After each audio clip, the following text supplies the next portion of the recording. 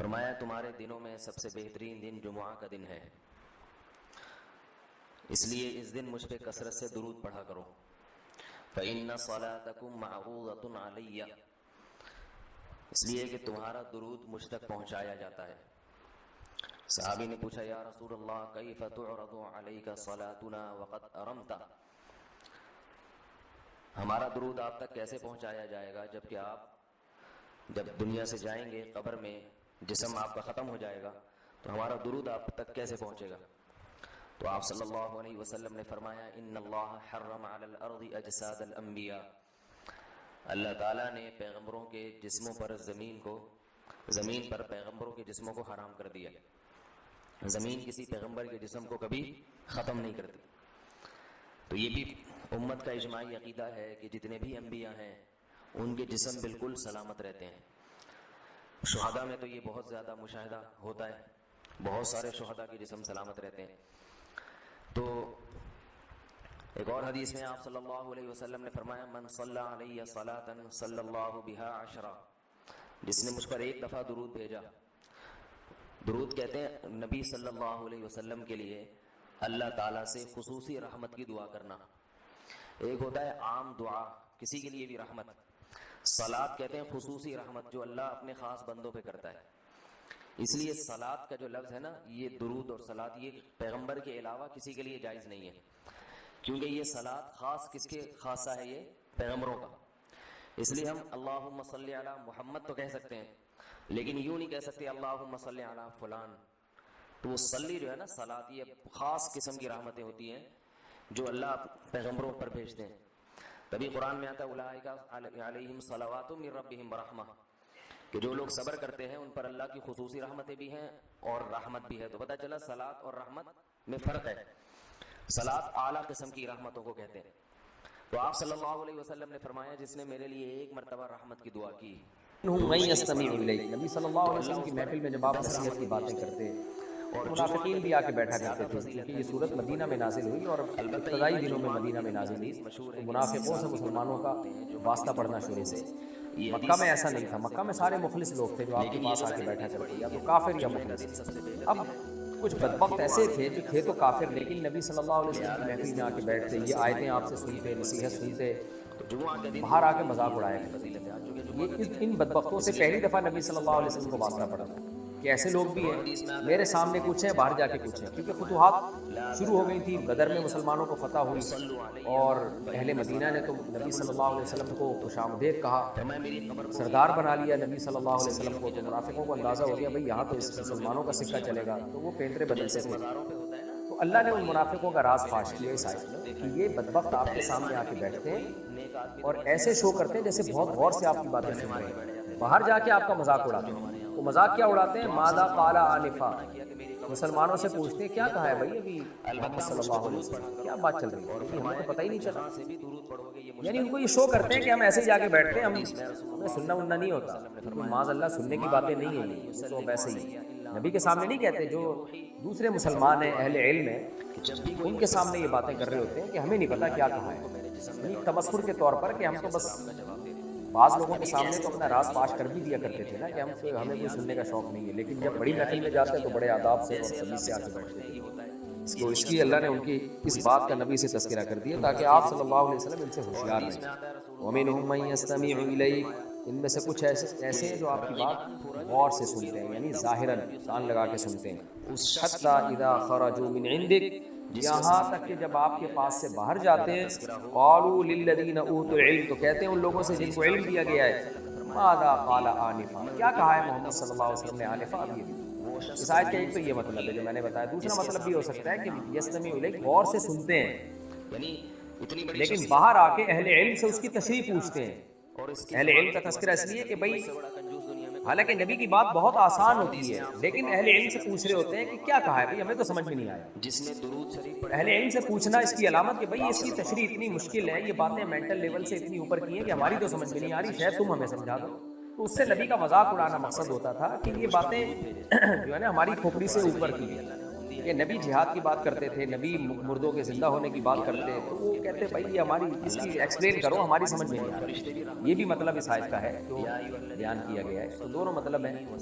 بعض دفعہ قرآن کی ایک آیت کے کئی مطلب نکلتے ہیں، تو اللہ نے اس میں لچک رکھی ہوتی ہے، جس کا جو ذوق ہوتا ہے پھر اس حساب سے وہ مطلب اس کا لیتا ہے اور اس کو آگے بیان کرتا ہے، تو اس میں کوئی حرج نہیں۔ اللہ فرماتے ہیں ان میں کچھ ایسے ہیں جو دھیان سے آپ کی بات سنتے ہیں، اذا خرجوا، لیکن دھیان سے سننے کا مقصد عمل کرنا نہیں ہوتا، مذاق اڑانا ہوتا ہے، شو یہ کرنا ہوتا ہے کہ ہم جیسے بہت دھیان سے، یعنی ہم آپ کے بڑے فرما بردار ہیں۔ اور حتیٰ اذا خرجوا من عندک، یہاں تک کہ جب آپ کے پاس سے باہر نکلتے ہیں، قالوا للذین اوتوا العلم، ان صحابہ سے پوچھتے ہیں جن کو علم دیا گیا ہے، ان سے کیا پوچھتے ہیں؟ ماذا قال آنفا، کیا کہا ہے؟ یعنی ہم نے تو اتنا دھیان سے سنا پھر بھی ہماری سمجھ میں نہیں آیا، تو اس کا مطلب محمد صلی اللہ علیہ وسلم کی باتیں مینٹل لیول سے معاذ اللہ اوپر کی باتیں، اور یہ ہمارے سے بالا دبے ہوئے سننے کے قابل نہیں ہے باتیں معاذ اللہ۔ اللہ فرماتے ہیں اولئک الذین طبع اللہ علی قلوبہم، یہ وہ لوگ ہیں جن کے دلوں پر اللہ نے مہر لگا دی، کہ اتنی مبارک محفل میں بھی چونکہ سننے اور سمجھنے کی نیت سے نہیں بیٹھتے، مذاق اڑانے کی نیت سے بیٹھتے ہیں، تو ان کے دل پر مہر لگ گئی۔ تو اب یہ نبی کا قصور نہیں ہے کہ ان کی سمجھ میں نہیں آ رہا، یہ ان کے دلوں پر مہر کا مہر ہے، اس کا سبب کہ اتنی واضح نصیحت کی باتیں بھی اب ان کی سمجھ میں نہیں آ رہی ہیں۔ فرمایا وَاتَّبَعُوا أَهْوَاءَهُمْ، اور اس کا نتیجہ کیا نکلا کہ انہوں نے بھی اپنی خواہشات کی اتباع کی، جو کافر کرتے ہیں، لیبل اسلام کا لگا ہوا ہے مگر اصل میں اپنی خواہشات کو فالو کر رہے ہیں۔ وَالَّذِينَ اهْتَدَوْا، اللہ فرماتے ہیں اس کے برخلاف صحابہ کرام ہیں جن کو ہدایت مل گئی، وَالَّذِينَ اهْتَدَوْا، اور وہ لوگ جن کو ہدایت مل گئی ہے، زادہم ہدا، وہ جب نبی کی محفل میں بیٹھتے ہیں تو ان کی ہدایت میں اور اضافہ ہوتا ہے، ان کا ایمان اور بڑھتا ہے۔ یعنی ایک ہی ہدایت ہے، ایک ہی پیغمبر ہے، ایک ہی جیسی باتیں ہیں، ایک کی گمراہی میں اضافہ ہو رہا ہے جس سے اس کے دلوں پر مہر لگ رہی ہے، اور ایک کی ہدایت میں اور زیادہ اضافہ ہو رہا ہے، ان کا ایمان اور زیادہ بڑھ رہا ہے۔ یہ کیسی عجیب بات ہے، حقیقت بھی ایسی ہے، یہ قرآن میں بھی ایسے ہی ہے۔ یضل بہ کثیرا ویہدی بہ کثیرا، اللہ کہتے ہیں اس قرآن کے ذریعے ہم بہت سو کو گمراہ کرتے ہیں اور بہت سو کو ہدایت دیتے ہیں۔ ایک ہی کلام ہے بھائی، کچھ گمراہ ہو رہے ہیں، ان کی گمراہی بڑھ رہی ہے، اور کچھ کو ہدایت مل رہی ہے اور ان کی ہدایت بڑھ رہی ہے۔ وجہ اس کی کیا ہے کہ آپ کس نیت کے ساتھ کتاب کو پڑھتے ہیں۔ اگر آپ تنقید برائے تنقیدی ہے، آپ کے دماغ میں ہی نیگیٹیوٹی ہے، تو آپ کو ہر شخص میں پھر برائی ہی نظر آئے گی۔ جیسے آج کے بعد اسکالر ہے، ان کے دماغ میں ہی گوبر بھرا ہوا ہے، ظاہر ہے جب دماغ میں گوبر ہو تو اس کو ہر جگہ بدبو ہی آئے گی۔ تو نیوٹرل ہو کے تحقیق جو شخص کرے گا قرآن کی اور اسلام کی، وہ اسلام کی حقانیت اور قرآن کی حقانیت کا اور پیغمبر صلی اللہ علیہ وسلم کی حقانیت کا قائل ہو جائے گا۔ لیکن کوئی نیوٹرل ہو کے نہیں کرے گا، اس کے دماغ میں ہی بدبو بھری ہوئی ہے، تو بھائی جس کے دماغ میں بدبو ہو یا ناک میں بدبو گھسی ہوئی ہو، تو ہزاروں خوشبوئیں بھی اس کے پاس سے گزریں گی، اس کو خوشبو محسوس نہیں ہوگی۔ فرمایا والذین اہتدوا، جو ہدایت یافتہ ہیں، یعنی جو صحابہ جو مومن ہیں، منافق نہیں ہیں، زادہم ہدا، اللہ نے ان کی ہدایت میں اور اضافہ کر دیا نبی کی محفل میں بیٹھنے کے بعد، وآتاہم تقواہم، اور ان کے حصے کا تقوی اللہ نے ان کو عطا کر دیا۔ جس کو جتنا تقوی ملنا تھا اللہ نے اس کو اور زیادہ وہ عطا کر دیا، اور پرہیزگار بن کے نکلتے ہیں نبی کی محفل سے۔ اللہ بن منافقوں کو دھمکی دیتے ہیں فہل ینظرون الا الساعۃ، تم کیوں سیدھے راستے پہ نہیں آتے؟ کیا قیامت کا انتظار کر رہے ہو؟ فقط ان تأتیہم بغتۃ، کہ وہ اچانک آ جائے پھر تمہیں ہدایت ملے، تو اس وقت ہدایت کا کوئی فائدہ نہیں ہے۔ فقد جاء اشراطھا، فرمایا اگر قیامت کا انتظار کر رہے ہو تو قیامت کی علامات تو ظاہر ہو گئی۔ دیکھیں قیامت کی علامتیں تین قسم کی ہیں، کچھ علامتیں جو بالکل ابتدا میں، جیسے نبی کی نبوت کا ظاہر ہو جانا، یہ بھی قیامت کی علامت ہے۔ پچھلی کتابوں میں لکھا ہوا ہے کہ قیامت کی علامات میں سے آخری نبی کا ظاہر ہونا۔ نبی صلی اللہ علیہ وسلم نے فرمایا بعثت انا والساعۃ کہاتین، مجھے اور قیامت کو ایسے بھیجا گیا ملا۔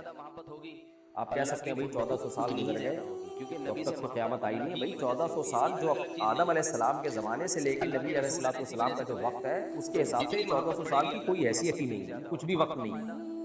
تو ہمارے نبی اور قیامت ساتھ ساتھ ہیں اگر ماضی کے ٹائم کو کاؤنٹ کیا جائے۔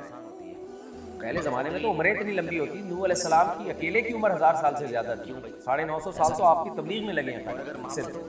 اس سے اندازہ لگائیں کہ یہ 1500 سال کی کوئی حیثیت نہیں۔ تو اللہ فرماتے ہیں قیامت بھی آنے والی ہے، تو ان کی علامات ظاہر ہو چکی ہیں۔ پہلی علامت نبی صلی اللہ علیہ وسلم کی نبوت کا ظاہر ہونا، تو آخری نبی آ چکے ہیں، اب اس کے بعد قیامت ہی ہے اور کچھ نہیں ہے۔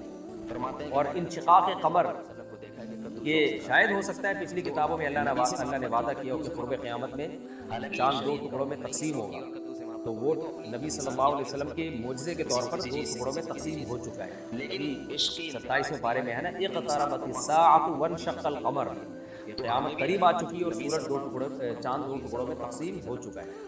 تو علماء نے علامات جو بیان کی، ایک وہ جو نبی کے دور میں، ایک وہ جو بیچ میں ظاہر ہوں گی. بیچ میں کون سی علامتیں ظاہر ہوں گی؟ جو نبی اور قیامت کے درمیان میں، وہ جیسے حدیث میں آتا ہے کہ ایک آگ ظاہر ہوگی جو حجاز کے اونٹوں کو روشن کر دے گی ان کی گردنوں.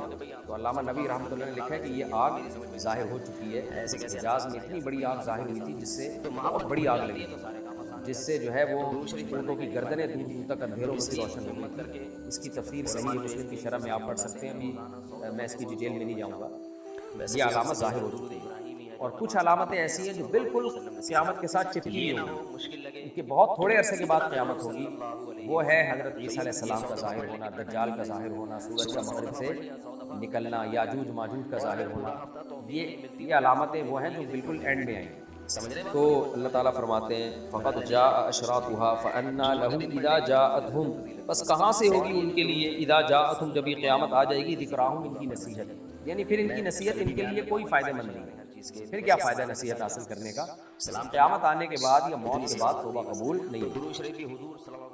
فَاعْلَمْ أَنَّهُ لَا إِلَٰهَ إِلَّا اللَّهُ، اے نبی آپ یقین رکھیے کہ اللہ کے سوا کوئی عبادت کے لائق نہیں ہے. کیا مطلب؟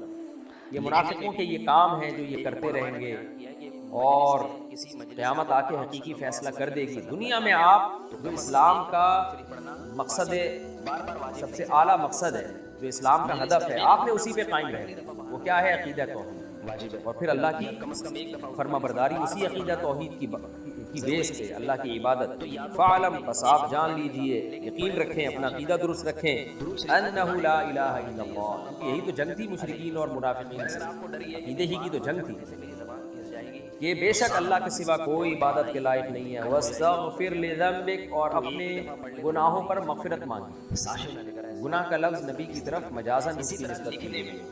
میں بار بار اس کو ایکسپلین کرتا ہوں کہ انبیاء سے گناہ نہیں ہو سکتا، لیکن انبیاء کوئی کام خلاف اولیٰ بھی اگر کرتے ہیں تو اس کو گناہ سے تعبیر کیا جاتا ہے، کیونکہ ان کی شان اتنی بلند ہے کہ انبیاء خلاف اولیٰ کام پہ بھی ڈرتے ہیں. اس لیے اللہ نے فرمایا، اور نبی کو یہ غم رہتا تھا بھائی اس سے تبلیغ میں کوئی ایسا، تبلیغ کے کام میں ایسا نہ ہو کہ اپنی ذمہ داری پوری نہ کر سکیں. تو اللہ نے فرمایا آپ اپنی کوتاہیوں پہ اللہ سے استغفار کریں، اللہ معاف کرنے والا ہے. اگر آپ سے کوئی کوتاہی ہو بھی گئی تو اللہ معاف کر دے. وللمؤمنین والمؤمنات، اور مومنین اور مومنات کے لیے بھی آپ استغفار کیجیے اللہ تعالیٰ سے، تاکہ ان کو بھی تسلی رہے کہ بھائی ہمارا ہدف صحیح ہے. اگر ہم سے کوئی کمی کوتاہی ہو بھی گئی تو ہم بھی توبہ کر رہے ہیں اللہ سے، نبی بھی کر رہے ہیں، تو ان کو اور تسلی ہو جائے گی کہ بھائی اللہ معاف کرے گا. دیکھیں اس سے کتنا پتہ چلتا ہے کہ خوف کا اتنا غلبہ کہ آپ عمل کی موٹیویشن ختم ہو جائے، یہ اسلام میں پسندیدہ نہیں. آپ سے اگر کوئی گناہ ہو رہا ہے یا آپ صحیح راستے پہ نہیں چل رہے تو اللہ سے ڈرے ضرور، مگر اتنا ڈرنا کہ مایوسی پھیلے اور موٹیویشن ہی ختم ہو جائے، یہ شریعت میں پسندیدہ نہیں ہے. ابھی تو اللہ تسلیاں دیتا ہے بھائی راستہ صحیح کرو، سمت صحیح رکھو، تو پھر اللہ تم سے مغفرت کے وعدے بھی کر رہا ہے. کمی کوتاہی ہوگی اللہ معاف کرے گا. اور نبی کو بھی اللہ تعالیٰ نے حکم دیا کہ مومنین کے لیے آپ مغفرت کی دعا کریں. اللہ نے ہمیں تسلی دی کہ فرشتے بھی تمہارے لیے مغفرت کی دعائیں کرتے ہیں. صاف یہ بتانے کے لیے چھوٹی موٹی ہوتی رہیں گی، اور کبھی کبیرہ گناہ ہو جائے تو توبہ کرو اور راستہ صحیح رکھو. کافر کا تو راستہ ہی صحیح نہیں ہے، ٹریک ہی ٹھیک نہیں ہے اس کا. تو فرمایا وللمؤمنین والمؤمنات واللہ یعلم متقلبکم ومثواکم، اللہ تمہارے نکلنے کو، گھروں سے نکلنے کو، اور تمہارے دنیا میں سفر کرنے کو، ملازمت کے لیے آنے جانے کو، ومثواکم، اور تمہارے ٹھکانوں کو بھی یہ سب جانتا ہے. مطلب اس کا علم کامل ہے.